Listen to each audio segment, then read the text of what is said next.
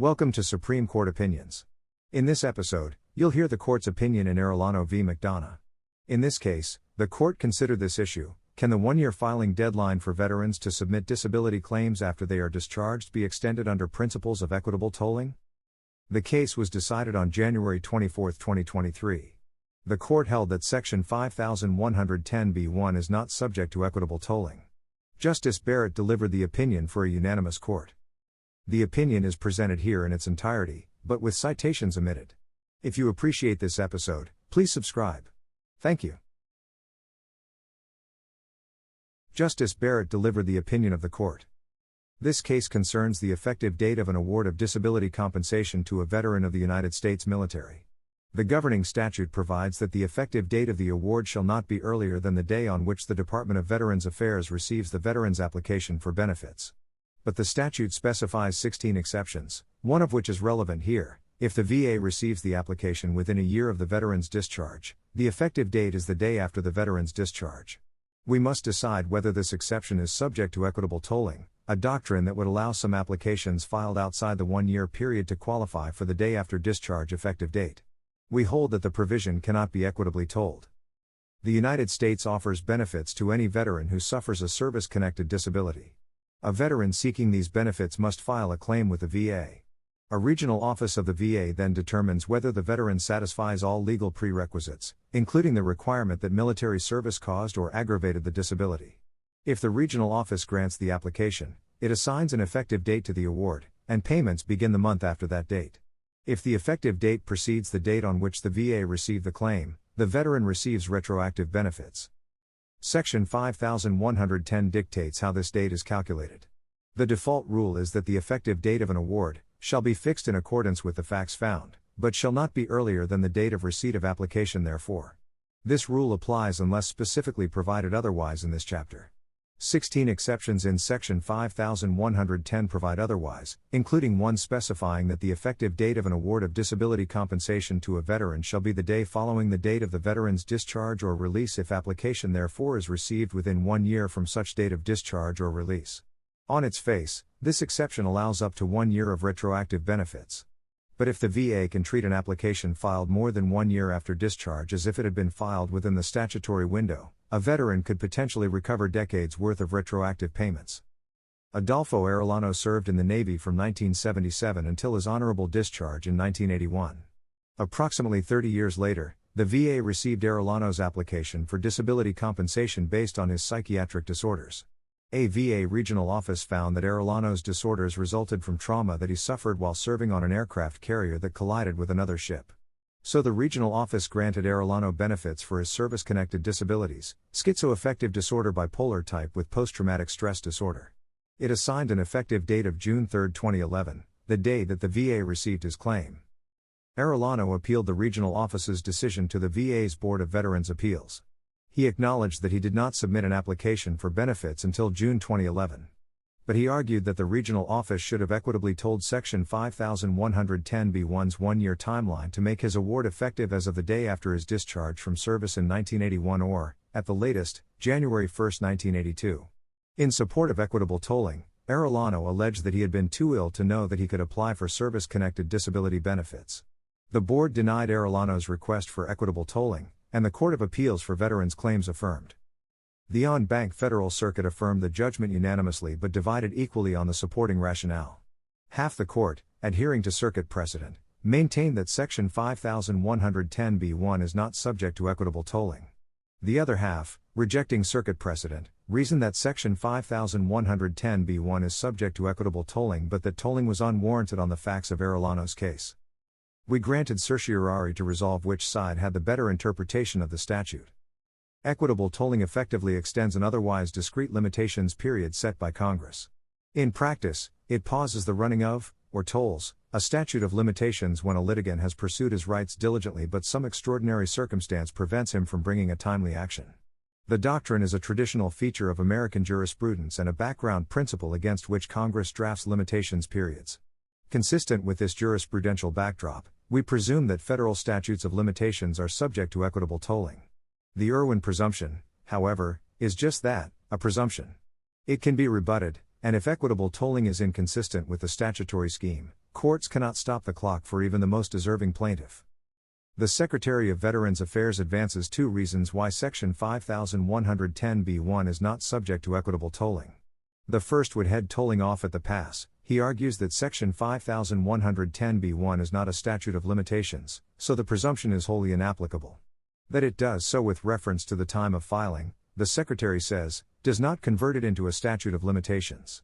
In any event, the Secretary adds, equitable tolling is at odds with the statutory text and structure, so even assuming that Section 5110b1 sets a limitations period, the presumption is rebutted. We need not address the Secretary's first argument because the second is straightforward. The presumption is rebutted if there is good reason to believe that Congress did not want the equitable tolling doctrine to apply. In this case, there is very good reason to draw that conclusion.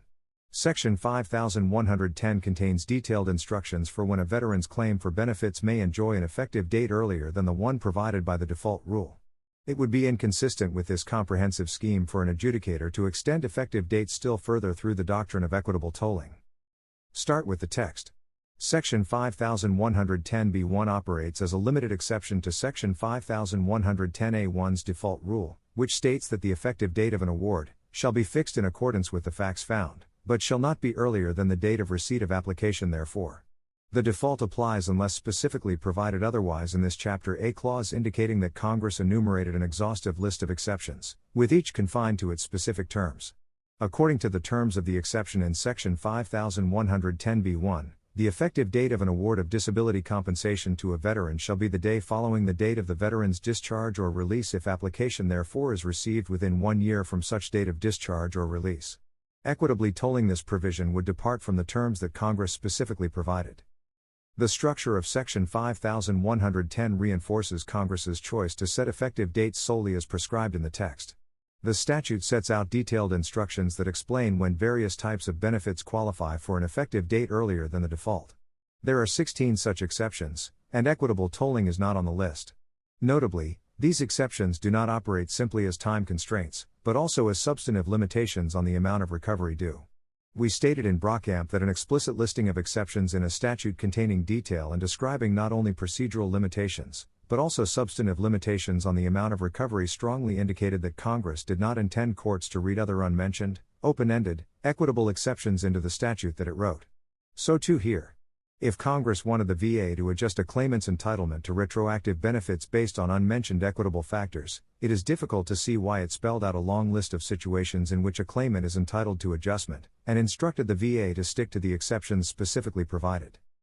That many of the specific exceptions reflect equitable considerations heightens the structural inference. Several, including Section 5110b1, apply when the event triggering the entitlement to benefits is disability or death, both circumstances in which prompt filing could be challenging for a veteran or her survivors. One permits an earlier effective date for the award of benefits to a veteran's child, a claimant typically dependent on others for prompt filing. Still others permit retroactive benefits when facts change or new evidence emerges. Yet despite its attention to fairness, Congress did not throw the door wide open in these circumstances or any other. In all but one instance, Congress capped retroactive benefits at roughly 1 year. This pattern matters. That Congress accounted for equitable factors in setting effective dates strongly suggests that it did not expect an adjudicator to add a broader range of equitable factors to the mix. And its decision to consistently cap retroactive benefits strongly suggests that it did not expect open-ended tolling to dramatically increase the size of an award. When Congress has already considered equitable concerns and limited the relief available, additional equitable tolling would be unwarranted. Section 5110b4, another disability-related exception to the default rule, illustrates the point. Recall that Section 5110b1, the exception at issue here, adjusts the effective date of disability compensation to the day after a veteran's discharge from the military, so long as the VA receives the claim within 1 year of discharge. Arellano contends that his claim, filed 30 years after discharge, should relate back to the date of discharge because his disability prevented him from filing earlier than he did.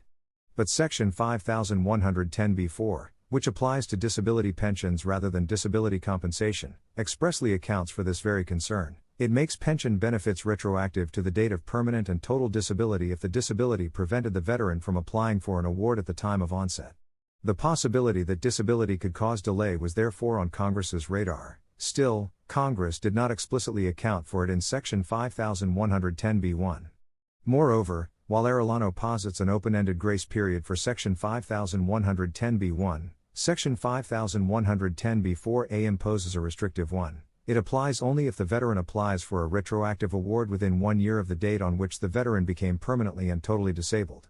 Why would Congress allow an unlimited grace period for an equitable concern unmentioned in Section 5110b1 when it established a limited grace period for the same concern explicitly mentioned in Section 5110b4? Tolling Section 5110b1 would single it out for special treatment. Enforcing its terms keeps it consistent with the statutory scheme. The most compelling argument for equitable tolling is that hard and fast limits on retroactive benefits can create harsh results. The statutory default ties the start of benefits to the application receipt date, a choice that incentivizes promptness and disfavors retroactive awards. The exceptions granting a 1-year grace period soften that choice in specified circumstances, yet there are situations in which equity's flexible, open-ended approach would be more generous to a deserving claimant.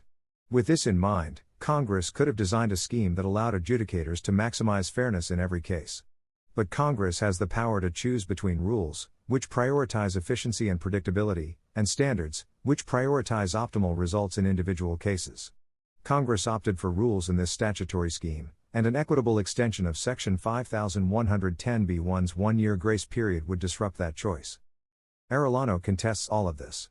Laser-focused on Section 5110b1, he argues that the provision's unadorned text contains none of the specific, technical language that might otherwise rebut the presumption of equitable tolling. In addition, he emphasizes that there are 0 express exceptions to Section 5110b1's 1-year clock, which he describes as fatal to the Secretary's position. As Arellano sees it, Section 5110b1 is a simple time limit and therefore a classic case for equitable tolling. If Section 5110b1 stood alone, there might be something to Arellano's argument.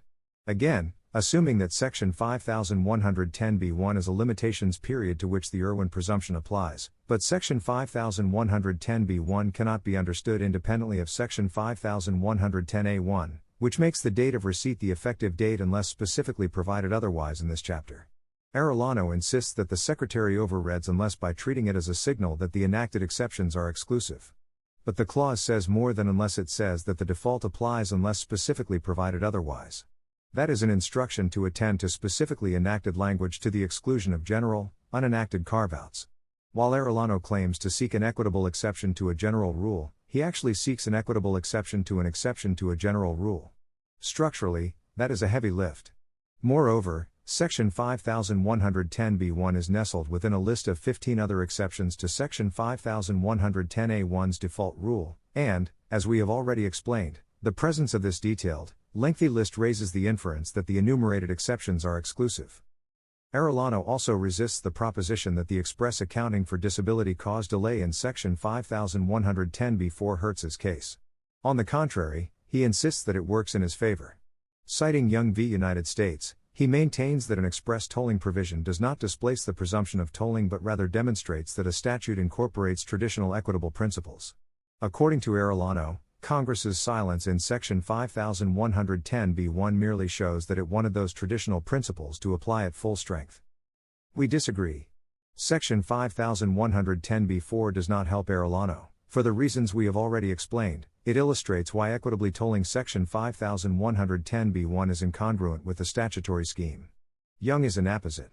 There, we concluded that an express tolling provision for a time limit in a bankruptcy statute supported equitable tolling of a different time limit in the same statute. But that was largely because the express tolling provision authorized tolling where equity would not otherwise have permitted it. As a result, we interpreted the express tolling provision to supplement rather than displace principles of equitable tolling. Here, however, Section 5110b4 does not authorize tolling that equity would not otherwise have allowed.